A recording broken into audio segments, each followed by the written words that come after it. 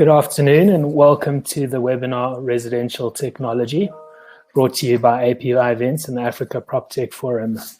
My name is Murray Anderson and I'm pleased to welcome you today. Thank you to our partners, CESA Global, MEST, PropTech Africa, SA PropTech for making this happen. Today, we're going to have a discussion on the importance of residential technology. I think one of the key drivers of driving PropTech adoption and awareness throughout the value chain.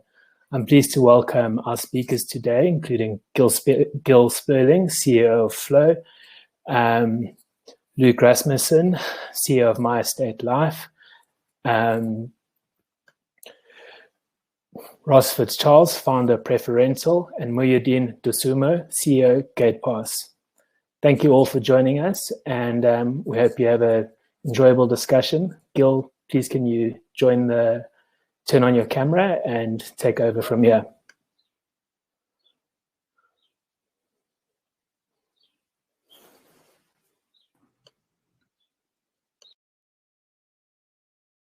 Gil, you can go. There we go. Can everyone hear me? Yes, we can.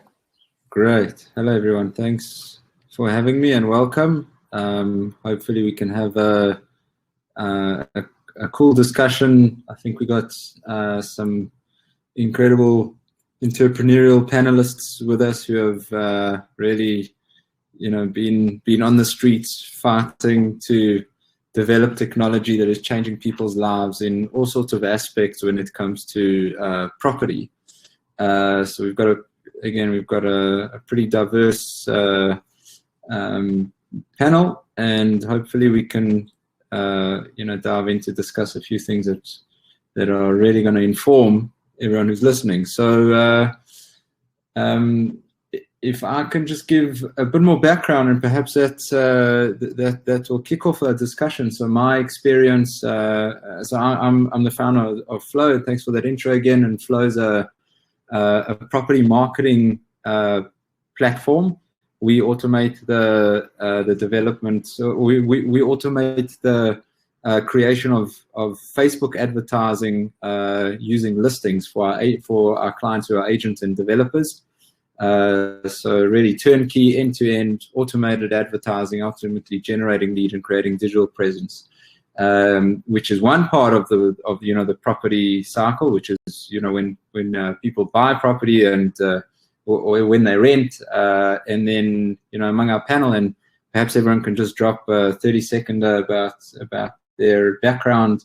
You'll see GatePass, My Estate Life, Preferential is really about the journey during residence, but across all of them, there's some technology involved. When it comes to among the four of us, and we are seeing some incredible trends. So perhaps a quick 30-second intro, Muhyiddin, maybe you can kick us off. All right, thank you very much, Gil. Hi, everyone. I'm Muhyiddin, co-founder at GatePass.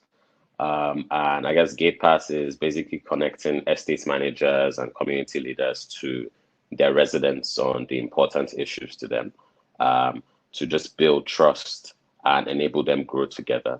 I think the second part of the equation that's interesting for us as well is we're also building distribution infrastructure that connects local businesses and the local economy to people where they live. So we're also trying to create a circular economy. So that's a brief introduction on GatePass. Thank you, Gil. Brilliant. Luke. Hey, Gil, how's it? So My Estate Life is very similar. It's a housing estate and building application for residents. Helps the management better manage their resident population and helps the residents be empowered to kind of interact with the housing estate, be it through visitors or, adding personal information or getting access to documents and stuff like that. Been around for about 5 years now, predominantly in the South African market, and kind of spread quite diversely across the country. Brilliant. Thanks, Luke. Ross, how's it? Thanks for the opportunity. I'm the founder and CEO of Preferental, basically a digital property management platform that provides landlords with all the tools and support they need to manage their properties, while at the same time we're giving them peace of mind through our insurance or Preferental promise. What that means is we take away their financial risk in terms of tenants defaulting, to make sure that if tenants are evicted, and we've partnered with leading industry partners, making sure that we can give them the right support with a digital platform. Fantastic. Yeah, thanks, Ross. So, I mean, because, you know, among Muhyiddin, Luke and Ross, the interface ultimately to, you know, whether it's a tenant or the landlord, is generally an app or a web interface. So just a simple first question, and maybe we can kick off with Muhyiddin. What's your experience been in terms of adoption of consumers with these technologies, be it mobile app or web, and the, you know, the difference between the two and the level of engagement between the two that you found? Thanks, Gil. So I'd say we started off as a web platform. We had web apps, we had progressive web apps, and at the initial level, a lot of the feedback we kept on getting from users, even though the web was functional, was that, where's your mobile app? I don't want to have to add this to my home screen. So there's just that bias for mobile apps. And I guess eventually, because we've been around for 3-4 years as well, and then eventually we moved to a mobile app, and we also have web as well. And to be honest, I think 90% of activity on the customer, tenant, resident side happens on the mobile apps. Some people use web, but it looks like they only use it in emergency situations. On the facility manager side, we still have a web platform for them, but increasingly they've been pushing for us to give them a mobile version as well. So even though I'm very long and bullish on PWAs, because I think that gives you more control out of the store, and lets you iterate faster, I'm not sure customers will let us push away with that, but it'll be good to see what everybody else thinks. Right. Ross, so from your point of view, you have a lot more, and correct me please, but you've got a lot more of the property managers and the landlord businesses who are interfacing, and they are, you know, generally a more traditional business, more orthodox. You know, a lot of these businesses are archaic and old, and now we're introducing these technologies. So how has the adoption from the business perspective been? You know, web, app, are you seeing resistance, or is it being embraced? Maybe take us through that. Again, I think we had a very good experience. We started preferring to be mobile app made sense. And we literally had a slow adoption rate, and a lot of the landlords coming through questioned whether why do we have an app and not web presence. And I think it's because, like you said, it's traditional property management. There's so much more in terms of the transaction and the views you need within a single dashboard of space. So we then literally pivoted over into a web experience, and we saw massive adoption from that perspective. So app wasn't the way for us to go initially, but we can start seeing some of the younger property investors now starting questioning and asking for apps just to make communication better with their tenants. So our experience has been very different. Definitely a need for a website and a new experience. Yeah, it makes a lot of sense. And Luke, I mean, from your point of view, maybe you can comment on the same thing, but in addition to that, where you may have implemented certain strategies to help with adoption, be it education, be it a different engagement strategy. So what's your view, and what have you managed to do about it? Yeah, I think, Gil, on the first kind of topic of that, I think we'll be talking about like the holistic prop tech nature to it. I think it's kind of like a horses for courses kind of statement on this web versus mobile. You know, if you've got, like, for example, something that's listing office rentals, you know, there might be, you know, you've got to look at this whole idea of like where we're going to invest as a developing company. And if you've got office rental listings, it might be a bit, you know, crazy to invest in a mobile application when 90% of the time it's people sitting behind a computer you're going to be looking up on the web, you know. And in the case of like us, where it's like, you know, residents on the ground, managing agents, the statistics will show you that their portals or for levies and stuff like that just are accessed, you know, like potentially about 1 to 5% of the population. They require a login, and people just forget those login details and they never go. So, it's kind of like this weighted perspective. Some need both. For example, a rental listing property thing. You're going to need to invest into both of those structures. So web is just obviously a very important part of that too. So, and then when it comes down to engagements, in terms of a consumer-based system, you're going to be getting 90% of your engagement from people who are looking for a solution. It's just where it's going to come from. So if it's a commercial-based thing, it's going to be coming mainly from the web. If it's on the mobile side of things, it's probably going to be coming through social interactions, through Facebook and stuff like that. So engagements probably need to be done that side. But from our side specifically, obviously we've got a application that is put into a housing estate. And if residents aren't on the application, they're losing out on potentially, being able to have visitors or access the property itself. So in terms of our uptake, it's actually a lot easier for us because it's kind of like, oh, well, if you don't get involved, then you're not involved. And that's obviously a much easier process to get inside. Yeah. I mean, I think that's key. Eh? So in other words, it's actually become a facility, a feature that's if you tie it into like basic human needs, the adoption rate is different. But there are. I've taken a look at a lot of tenant engagement platforms, and I think also among you guys, you touch on that at least with your businesses, where the tenant engagement is obviously trying to drive a certain behavior or a certain, with a certain engagement of the tenant, it starts creating visibility of data, visibility of anything that ultimately reduces risk for the landlords. So that is, so with that in mind and your experience, how have you seen that adopt, and even commercially, how have you guys managed to make that work, and have the industry adopted it commercially? Would they pay for it? So, I mean, just to lead that off, I'm sure that Muhyiddin's got something to add to this completely. But yeah, from our side, it was a hard slog in the beginning, predominantly for the adoption of technology into doing this. Technology inside the space of solutions for specifically managing housing estates, body corporate, sectional titles and stuff. You've got a industry of managing agents that sits inside this clear line that see it as an incredible competition to them, and we're starting to see the managing agents industry become a bit more like a Wild West, where just generally people are getting involved inside there. And I don't know whether you guys have felt the same, but it feels like there's been a sprawl of companies come into that space recently, almost like the boom of insurance brokers, kind of like 3 to 5 years ago. It was just suddenly, phenomenal amount of them.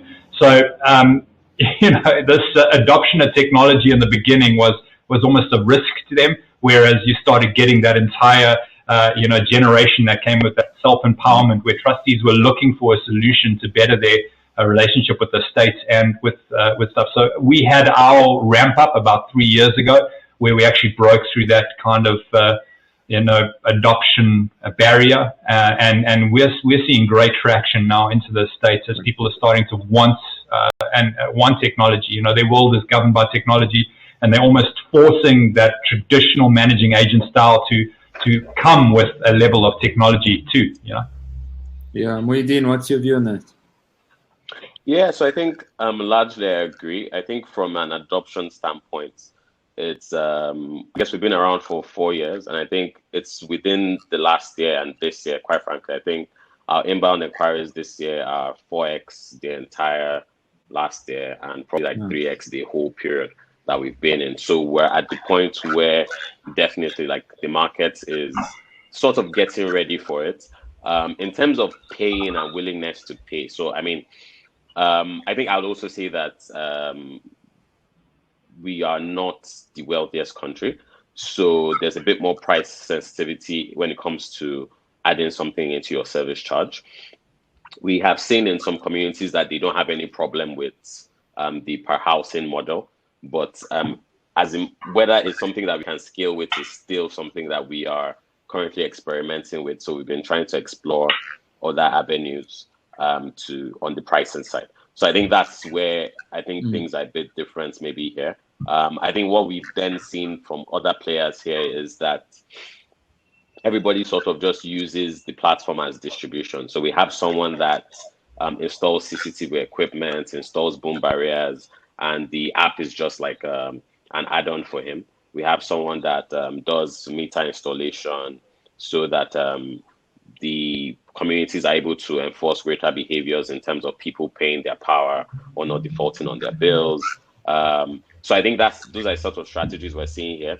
But from a changing behavior perspective, I think the greatest thing that the FMs have or the managers have been prioritizing is more a way where they can move the industry from a postpaid system to one where things are prepaid and helps them better manage their cash flows. I think that's what we're seeing over here.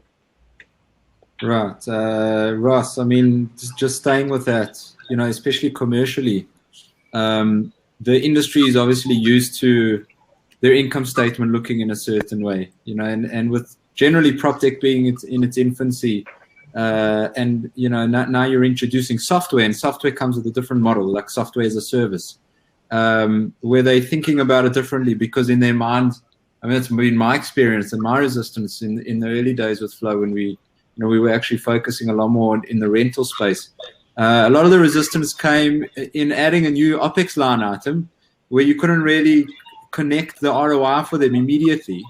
So, I mean, staying on this point, what's been your experience, and how do you see that mindset switching? Look, initially when we launched Preferential, the focus was providing landlords with the tools. So your very first view actually from a estate agent was Preferential is a challenge for us. We were competitive for us, and there was sort of acceptance to meet with us. But as like 4 years ago, that was when we introduced like digital lease agreements and giving landlords that ability to sign lease agreements from anywhere in the world. And from a landlord perspective, I must say that features made sense for us. When we engage with managing agents to see how can Preferential impact them, it was, like I said, we can't. When we introduced our pricing, 3% for us is massive. That's what I get on a monthly basis. I didn't really sell that value add on the. Now what we've seen post-COVID is that we actually get a lot of estate agents reaching out and seeing us as a center of excellence, and where they can literally just manage relationships and Preferential takes care of this. We utilize the technology to create economies of scale, which creates savings, and that savings we basically pass on to them. So I think especially COVID, we are forced to go online, have discussions, and listen to webinars around technology, how they can actually make it easier. So I think that ROI is so we've definitely seen that agents and owners approaching. Yeah. Sorry, Ross, I think your sound's kind of in and out. Just maybe. I mean, I got the gist of it, and I'm going to pick up on it now. But just maybe you can just make sure your mic's clear there. But so just on Ross's point, so when the necessity kicks in, like COVID, you have no choice, and when you have no choice, we get a leapfrog effect. Guys actually adopt technology out of necessity. It's like live or die. So, for a lot of, I'm personally, I've seen a trend in PropTech being adopted at an accelerated rate through the past 18 months. So Ross, you've obviously touched on it. Luke, what's been your experience with this period and adoption generally?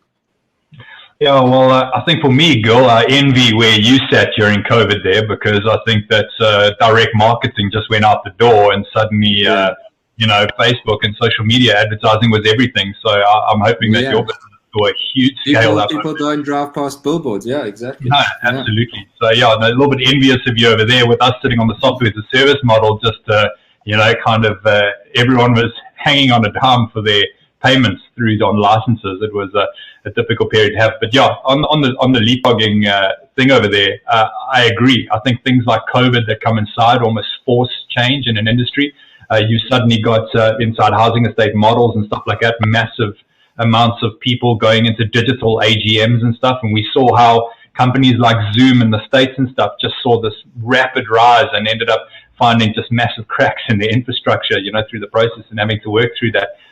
what a great problem to solve in that stage. But yeah, for me, I think that the South African model, and maybe in some of the more developed countries in Africa, I think that leapfrogging is a little bit more difficult. I think that there's accelerated growth, but leapfrogging for me comes inside something where there's almost maybe an LSM bracket that is not able to. Yeah, not able to achieve something, and then suddenly you just get this massive skip over. Like for example, that feature phone, which is old Nokia 3310 style, to smartphones. Suddenly the smartphone goes up, and then suddenly mobile apps come into the play, and people just skip an entire generation of software stuff. So yeah, for me, I think that Africa, in terms of just general Africa, is going to see some crazy leapfrogs, and maybe the establishment of some awesome super apps that just do everything, which are prime for that market. Yeah, Muhyiddin, what's your view? Yes, I'd say it's something similar. I think the way we're not necessarily trying to chase a SaaS model. I think we generally look towards Nextdoor as like good inspiration in terms of how they've been able to connect neighborhoods in America. And so I think for us, we sort of see the bigger opportunity as being the distribution network to people's homes, and more so because if you look at when we're talking about leapfrogging, we all started with newspaper, classifieds, then property portals, then social media networks. But in, I guess, Africa and Nigeria mostly, a lot of those things were not curated at the scale where they were impactful for a lot of people. So you have these a lot of data silos where the information doesn't necessarily exist. And for us, what we're trying to then do is sort of be able to curate these data points and then give it back to the estates. Because again, we always we're in about, let's say, 200 WhatsApp groups, and we always keep seeing people asking, "Oh, where's the best tailor in my area? Where's the best? Who's an agent that you can recommend me to?" And it's largely because, in terms of, like you said, leapfrogging, all those other systems aren't necessarily at the required quality to serve those needs. So I think something similar, Right. And that's how we look at it. Right. And I mean, even just kind of staying with this trend, and so relevant for, I think, all of your businesses, where do you think the tipping point lies between where technology takes over versus the human touch and the human element of it, right? And things that won't be skipped, So what's your view on that? Have we reached that tipping point? Have you found that sort of balance in your business already? Do you think you can further automate the property manager while there'll always be some human element? Where do you think that lies? Yeah, Muhyiddin, I think carry on. Okay, so personally, I think real estate is too traditional to skip over the human touch. I think one, it accounts for most people's investments in their lifetime. It accounts for most of where they spend their money, most of where they spend their time. Yeah. And I think if there's anything that COVID showed, the COVID-19 lockdown showed us, is that as much as we want to use digital technology, we also still just want to talk to people, and we also still want that human interaction. So my sense is that we're at a good point now where the facility managers or the agents or the developers have a bit more comfort because they know that they will not necessarily be replaced. And I think that's made a lot of them more open to collaborating, because before it was like, oh, you are coming to try and take my job. Now it's more like, okay, you're giving me tools that help me spend my time better, be more efficient, deliver better services to my customer. So ultimately, I think that's where we see, or that's our view of the space. Yeah, no, that's, I mean, from our point of view, we're working directly with estate agents in terms of marketing their businesses and marketing their listings and so on. And nothing that we do in that cycle of ultimately connecting a buyer and a seller or a tenant and a landlord, especially with the big transactions. I totally agree with you. It's just such a massive transaction, valuable personal transaction, that you always want to work with someone who you trust. So and ultimately it's a trust. Even the brands, brands, property manager brands, and estate agent brands, developer brands. is where the trust equity has been created over many years, and you'll always want that, technology or not. So from our perspective, if I can comment, we see the same thing. We believe that the agent will always need to be there, because you need a human that you trust, and there's some sort of magic that happens with humans that's not yet available in tech, and it's about enabling those people. So if they are not tech enabled, they will become redundant. They will become disintermediated. I believe that, if they're not tech enabled. That's been our view. Ross, what's your view on that? Let's first just check my mic. Can you hear me, Gav? Yeah, clear. That's much better. Thanks, man. Yeah, I agree. I think looking at the technologies that will basically change our futures in the next 10 years, but two of them just being big data and AI, but drones, 5G, Internet of Things, these are going to be massive changes to the way that we live, how we actually utilize services. So I fully agree. I can't see estate agents falling away. What I can see is that tech empowers estate agents, gives them the ability to interpret big data, make better decisions for their clients. Then from a property transaction point of view, whether that's sales or residential, just using automation, process optimization to enable agents to deliver better services to their clients and creating greater value. So 100% agree with you there. Yeah, and Ross, I mean, from an estate management, there are different functions. Obviously, there's obviously the management, there's the maintenance, there's the admin, there's let's hone in on maintenance, for example. With maintenance, I mean, there's obviously the communication and the service part of it, and then there's servicing. The suppliers that do it. How do you see that panning out in terms of where the human fits in, where technology fits in? We put the point of how do you get the service delivered. In essence, you're wanting to the owner. So whether it's a maintenance request from a tenant or a landlord's perspective or an agent, how fast do you get that service delivery person or that supplier to get to the property? So I think a lot of investment needs to happen in South Africa in terms of opening data. You look at UK and the US, there's so many data points that companies can plug into and create really valuable products out of. So imagine you're in a country where you've got access to property data, where you go into augmented reality, scanning the property, and suddenly you see the value of the property, who's selling, how long the property's been in the market, and you can make an instant factual decision. I'm looking at maintenance, so having guys building active API, companies building interactions between a client requesting a job, a service provider actually approving and doing a virtual viewing, ordering the products, as being delivered at the property, and maintenance being implemented immediately. So my focus, or I think where we as a country can definitely grow, is opening up data. Then you've got Poppy. I don't think Poppy's going to restrict us to do business, but it's definitely going to tell us what we can and can't do. But I think as long as you use the data to deliver right services, you should be right with Poppy. But going back to my point is we need data points to be open so companies can create real value for clients. Yeah. I actually want to touch on the Poppy and privacy thing a little bit just now. So it's super hot, but also being done. But we'll touch on it in our space in a minute. I just want to hear what Luke's view on that. The human versus the machine in your world generally. Anything specific? Yeah. I listened to such a great podcast recently. I don't know whether you guys listened to Guy Raz, How I Built This. The podcast, fantastic podcast. You need to get on that. But he recently interviewed Rich Barton. That's the guy, I always call him, kind of Mr. Hate the Process, or Hate the Person, because he invented Expedia and Zillow over in America. And both of those were created out. Expedia created to remove the travel agents, and Zillow created to remove the estate agents. That was kind of like the thought behind the process over there.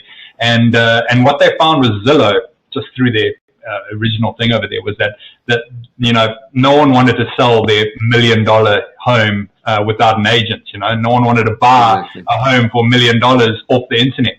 And so they started to move, and their progression was never changed their why in the fact that they wanted to remove that person from it. But they ended up getting more into like a we buy cars model, where they would purchase the home at a reduced cost and then sell it themselves, kind of like a financial style model. And then they got the trust up, and now they've got to a point where there are certain homes that are selling on there, but they promote it massively themselves, saying that with an agent, even if you do a direct sale, with an agent, you're more likely to net more than you would if you sold it yourself. That might be because of a lack of market knowledge on the actual selling price. That might be for the inability to negotiate properly in terms of the sale, or legal knowledge, or losing money on stupid legal costs that you might have to pay. But they actually said that with a professional involved, you as an individual selling your home or letting your home for rental would net more with an agent involved. So that's an interesting stat. Yeah, no, I mean, that's been my experience in terms of the portal world and marketing, and I absolutely agree on that. Again, it's just such a massive transaction. It's so meaningful. The consideration cycle is months and months, and doing it alone, whether you're a seller or a buyer, whether you're a landlord or a tenant, you're buying peace of mind, and peace of mind is buying you return as well. Right. Yeah. And and then again, I mean, Luke, specifically in your business, how do you see that trending? Where will that line stop in terms of human and machine for when it comes to the latter part of the journey? Yeah, so let's talk about what's really happening inside the managing agents of HOAs, sectional titles, BCs in the market right now. I'll tell you, the truth is that a lot of people are trying. They're trying to remove the managing agents. They're trying to do it all themselves. And let me tell you what happens inside that situation is that a trustee has got to be one of the hardest jobs that you can take on yourself, because you are always, kind of blamed for everything. You never get any praise for your job. And the problem that you have is that your decisions that you make today ultimately get judged in the next 2 or 3 years. So in 3 years' time, your decision, do that. I mean, a great example would be a trustee who goes and says, well, we're going to invest $500,000 into biometric systems. 3 months later, COVID hits, and there's a new board. And guess what the new board is saying? How the heck did John not have the foresight to see that we need touchless technologies inside this housing estate? I mean, it's just crazy up there. So for me, in terms of the housing estate market on my side, we're seeing people try to go without managing agents and then come chasing back to managing agents when everything's falling apart, be it for the need of a peacekeeper, be it for the need of knowledge and experience, or be it just purely for somebody who's going to cross the T's and dot the I's in terms of every single process and keeping a real good track record of that. So yeah, inside that side of things, people are trying, but people are failing at the moment.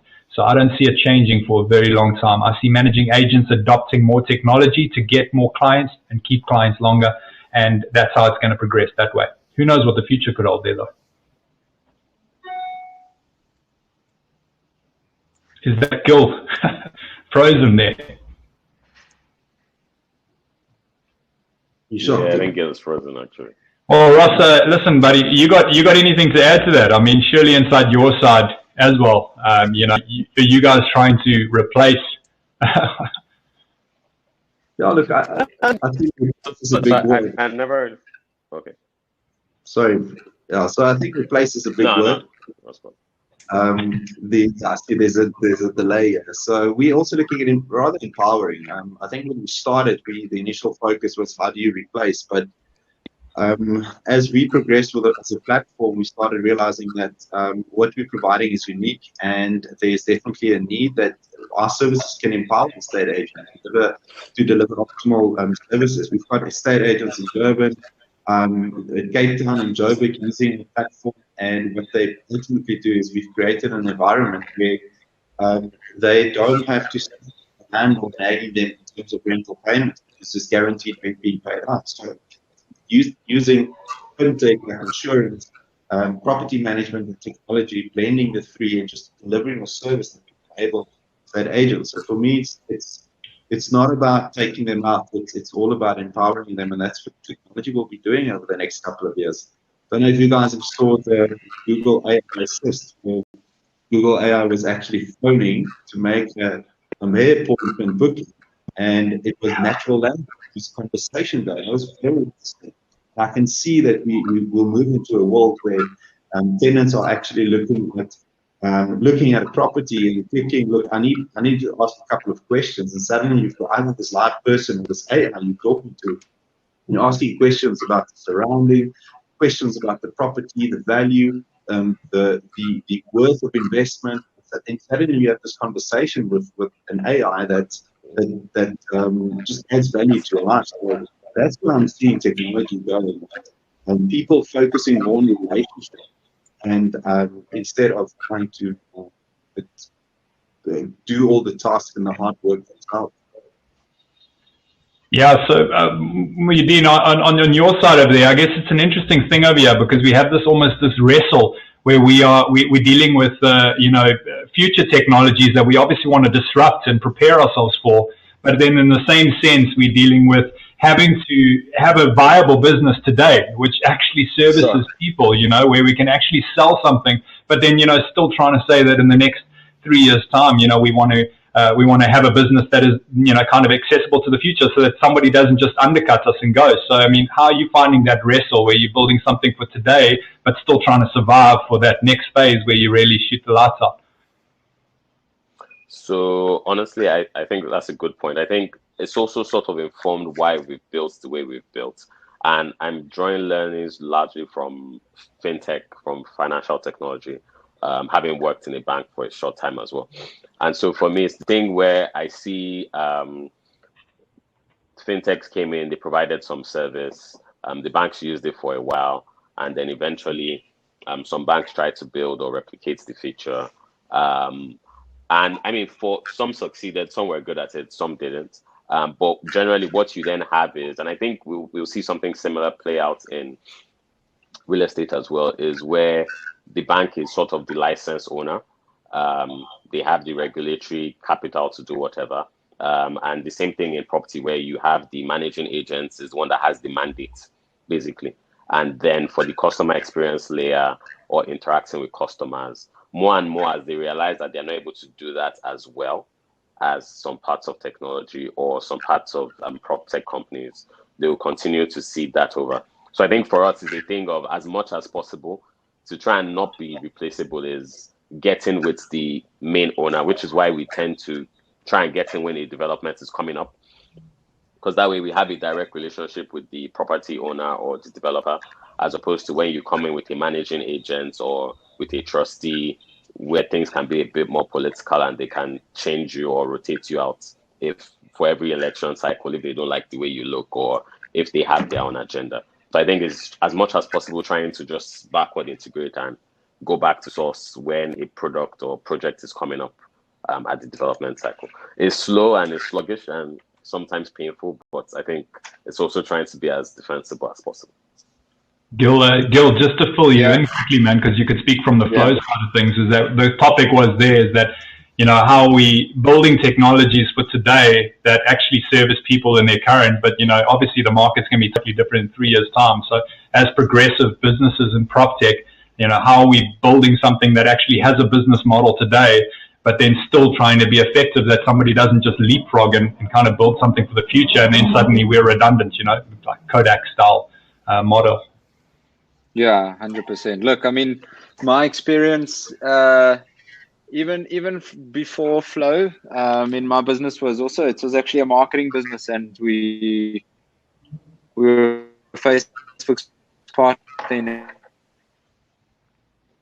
Oh no! Lost Gil again.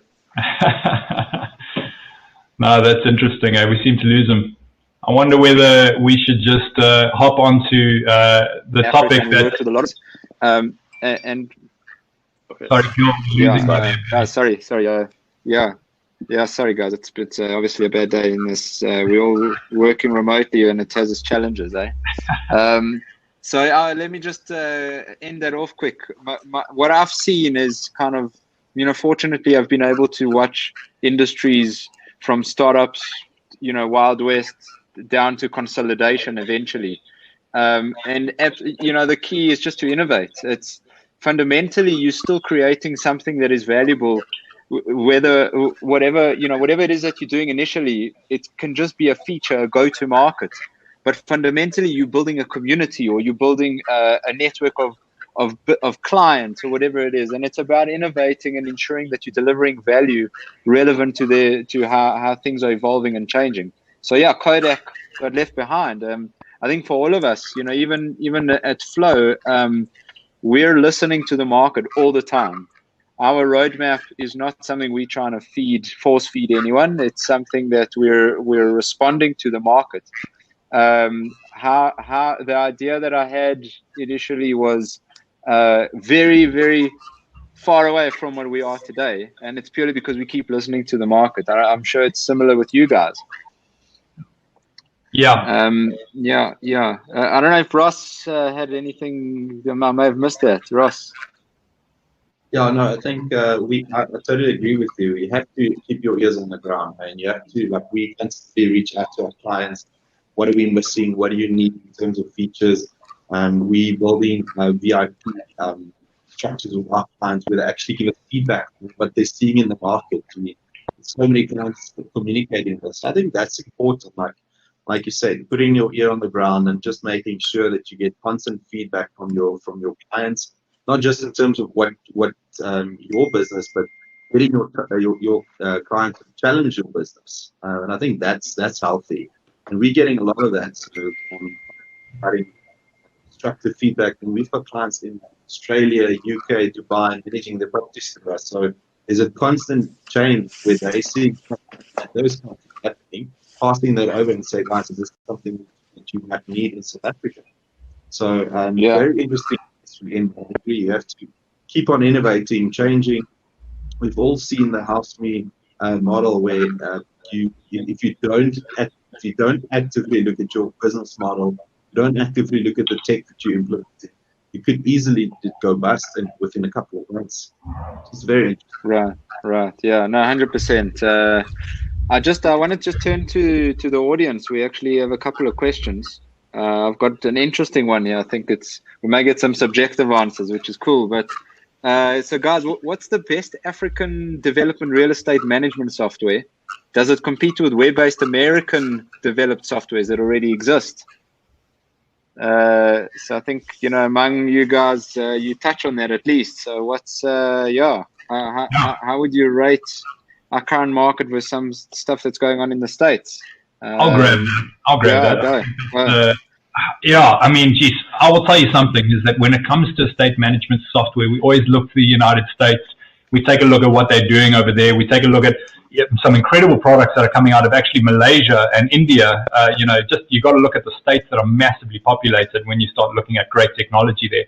Some of them are being invested by some of the biggest VCs in the world, and they're really kind of trying to push them into the world. But when it comes down to estate management software, as they say in South Africa, local is lekker. It's one of the key words that I like to use here, because relevant is important. And let's take a look at something very specific like visitor management solutions in South Africa. If you can't scan a South African driver's license from America, the reality is that it doesn't make sense. So when it comes down to if your software is not, looking at RANds, looking at local laws, looking at things like that, then it doesn't have relevance. And what we found is that the fit for all companies that often can compete on price, or maybe a free for all model, will not have the local relevance that a really good local provider has. So no, I think there's definitely space for using a local solution rather than adopting an American fit all solution. Yes, but Muhyiddin, maybe you can respond to that. First of all, what's your view? But secondly, if that's the case, do you believe your software is exportable then to other regions who have their nuances, like Luke kind of explains that the South African market may have? Yes, I think that I largely agree with what Luke said. I think as well we look to a couple of companies in America, same multifamily, wherever multifamily is is heavily predominant. We look to those kind of markets to see what they're doing. I think also there are, I guess there's some cultural behavioral changes in terms of how we communicate and in terms of the things we focus on that sort of make the local difference. In terms of being exportable, what we've also seen is, I guess we've gotten some inquiries from Kenya, from Ghana. I think once we got from, was it Singapore? So there's some. We didn't turn to lose connection. Ross, you want to maybe jump in while we wait for Muhyiddin to reconnect? Okay. All right, I think I'm back. I don't know at what point you lost me. Yeah, but I think what I was saying. I think you were saying in terms of being exportable, and you got some inquiries from Kenya, and and even one from Singapore as well. So amazing. I think there's something there, and to be honest, when I also do look at like the global the industry as a whole, what we tend to have is a lot of consolidation.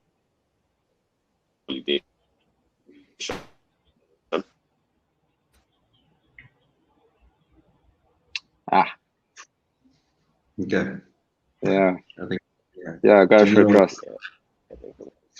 Yeah, so I tend to agree with Luke there. So you've got systems that you like sort of want to investigate. You log on to the US-based systems. Suddenly, what you found is that they actually don't serve your country. So I do agree. If you look at stuff like payments, it works different in various countries. Look at stuff like making partners, having the integration ability. I think the benefit of using local systems is guys are focusing on doing those integrations, making that component of property management easier. If you look at preferential, we provide rental. Our preferential promise includes tenant evictions. So I mean, laws in every country is very different. So we've integrated with evictions partners, so making it easy for you to make sure that the tenant follows the right legal process for being evicted. So I do agree with you. I think local solutions focus on local aspect and local issues and risk facing. But then again, every platform could have a couple of small changes and suddenly you can produce in an international space. So, yeah. No, exactly. Sure. I think, sorry, before I got cut off. Yeah, I think what the point I was trying to make was even last year in tenant engagement, or the past 2 years, there's been a lot of consolidation in America, Australia. So you have Equim buying out some companies in England. You have Mobile Domain. There's like a very heavy M&A category where people tend to acquire. So I think also to the point of being adjustable, it's not that difficult to adjust. I think more likely than not, bigger providers would just prefer a situation where they get somebody that has market context and already has like some form of reach to consolidate their portfolio. Yeah, no, for sure. I mean, that's my. I would have said something similar. Is that ultimately there needs to be some sort of expertise, and even going back to that element of trust on the ground, something that's very difficult to replace with a system that's on the opposite side of the planet. But ultimately, consolidation in a market may just stick those regional experts together in a sense. But yeah, I mean, I agree. I just I published a poll here to the listeners. I think a lot of the guys listening in participated. So here's some interesting results. We asked, with the rise of smart buildings and other technologies aiding the management of buildings and tenants in them, can technology ever replace property managers? Right. So going back to what we were saying, there were three options. The first one is yes, soon tenants will be able to manage common areas and maintain their units with robots and within a few clicks. The results of that is 0%. So no one thought that that's going to happen. The property manager roles are an integral component to ensuring services and deliverables are carried out correctly and in a timely manner. They can never be replaced. So that's got less of the votes, 40%, while 60% of the votes went to the role of property manager will be even more important as the facilitation of tenant and building processes through new technologies will need to be moderated and maintained in the evolving transaction cycle. So that's the view of everyone listening in. And I mean, I'm sure that aligns with what we were saying. You know, it's the people are not going away. Technology is here to enable, to scale, to create visibility, to unlock value, but ultimately a human needs to facilitate that. We're all people. So yeah, I mean, I'm just mindful of time. We have 10 minutes, so let's try and pull in some last minute exciting topics. So I'm going to stay away from Poppy and privacy. I know we said we want to talk about it. So let's not go down that rabbit hole. Rather, guys, maybe take your turns and give us your view. And we don't prepare for this one. What are some prop tech trends you see in the next 10 years? Who wants to give it a shot? Yeah, I'll hop in again. Yeah, I think for me, counter to what we are kind of talking about here, I think that in terms of needing the person, I still think that the person will be there, but I think we might move towards a nature where it'll be harder to become, let's talk about estate agents, maybe harder to become an estate agent because of the fact that technology drives and wisdom and knowledge will be kind of the preference that people will be looking for. I feel that where we're heading in prop tech is that we're heading more towards the DIY self-empowerment kind of role inside there, where people are going to be looking to. One of our sales things that we always say inside our business is that a sale is only a barrier to entry versus pain point, inside that nature. And whenever you're talking about these kind of things, the barrier to entry potentially could be somebody who's like, hey, I'm sick of paying my rental agent who I can never get a hold of, and he never gets a hold of my tenant, and I'm paying this guy every single month over here. He's got a pain point, and the barrier to entry is just the cost that it might take to remove that from him and have a very easy environment for to have that. That could be a very simple jump for people to hop across. I believe that we're going to move inside a trend where people are going to start to self-empower. Just to finish on that thing over there, I know we got time, but I remember going to the gynecologist when we had our second Lati, and my wife was a bit more skilled up after the first, and she said to him, I've Googled this or whatever, and he said, well, if you've Googled it, then why'd you come here? And I think that the nature is people are going to be searching for solutions themselves. It might not be as hectic as having a baby, but I think that people are going to be searching for solutions themselves, and they're going to be starting to find these consumer things and maybe just heading on some journeys and rabbit holes, maybe burning their fingers. But I think the future is inside people trying to do it themselves. Yeah, great. Ross, what do you think? How's the future going to pan out? I listened to an interesting conversation, and we're talking about the world population. I think in the last 30 years, we went from 3 billion to 7.5. So the world's not exciting. We've got so many people like getting part of being born. I mean, for that sake, so where's property going to go if there's no space to build? And interesting view, there's we're not going to expand horizontally. We're actually going to start seeing buildings on top of each other. So we've got a community in a very small sort of property area with 1,000 tenants built up into the sky. So suddenly you're going from your down with the lift into the gym. After gym, you click down, you go to the grocery store, quickly go up to your house, get dressed, get the kids ready, lift down, kids go to school. It's a very interesting world that we're actually moving into in terms of how we're developing and how we're actually so. Drones delivering your food. So it's an interesting and it's a very, very weird way of getting your head around. South Africa, we all know space. I mean, we've got so much land that's open that needs to be. So that was quite an interesting topic. And then I think in terms of, obviously there's lots of talk about big data and AI where we're using information and making smart decisions. But another interesting thing is augmented reality. So I sort of touched it in the beginning. Imagine walking down the street and you see a house that you like, taking your phone and just lifting it up. Suddenly you can see the valuables around the house. What's the price? How long the land will maybe be in the market? It gives you that edge to say, look, I actually want to see if I can buy this property. So clicking a button immediately, there's integration with the bank. we pre-qualify, the notification goes through to the landlord, the owner, he sits in the house, and he gets his notification, someone's looking at your house and there's an offer, you could go, cool, I'm accepting this offer. And the transaction just happens online with things like smart contracts. So it's a very interesting world that happens in the next years, and some exciting stuff. Yeah, that's a cool vision, eh? And Muhyiddin, how do you see it panning out? Yeah, so I think for me it's two major things. I think one is I think residential definitely to me is getting much more strategic in the sense that like even if you can work from anywhere, everybody has to live somewhere, right? So I think like that multifamily residential as an asset class is something that is probably about to enter its golden years.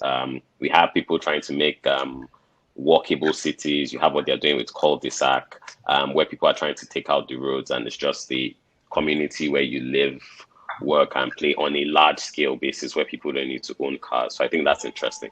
I think the other thing that gets me excited to a reasonable level is, I guess, tech around marketing and mostly around VR in terms of virtual tours. When you look at how the real estate industry is served now with, we have to get photographers because most agents are honestly terrible photographers. So they get like the worst shots of the property and they're not really able to sell the property by itself. The storytelling is not that good. But we're now moving to a point where we have other people coming into the industry, and you have things like Matterport that allow you to create digital twins that would do virtual tours. We can even do this from the iPhones. So I think more and more that excites me in the sense that I feel the industry would then move more towards focusing on the experience and elevating the experience within those properties, because that's all that will be left to differentiate at the end of the day.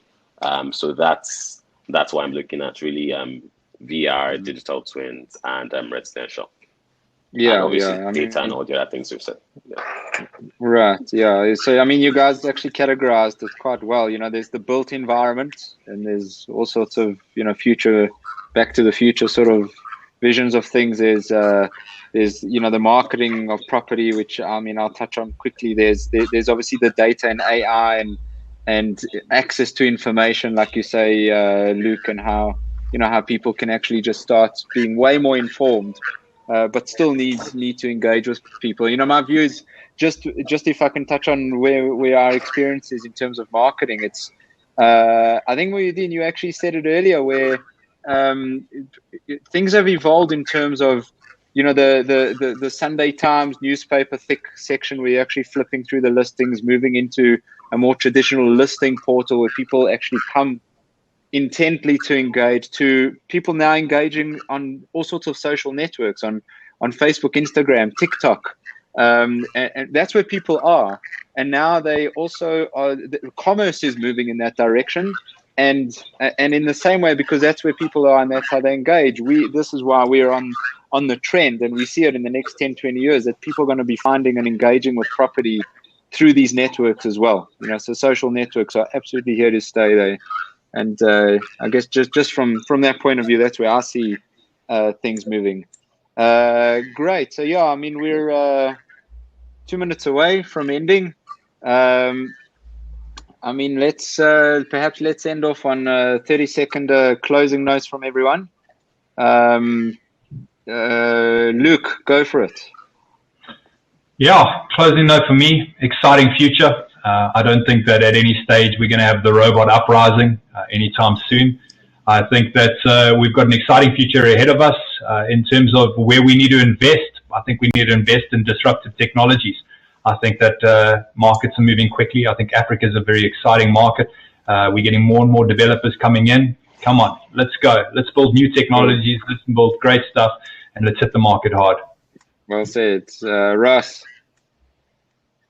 Yeah, I think over the last 4 years, we've started seeing PropTech increasing and getting more attention in the market. There's a lot of players starting to pop up, a lot of existing companies that's implementing innovative ways to solve client problems. So I agree, we just need to look and get investors focused on the PropTech space, build trust within the PropTech, and utilize the technology in the right way.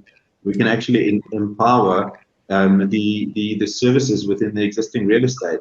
And hopefully we can get to a point where we can get more data points opened up, data collection being online, and yeah, just hopefully we can get to selling properties fully digitally online within the next 5 years. That'll be awesome.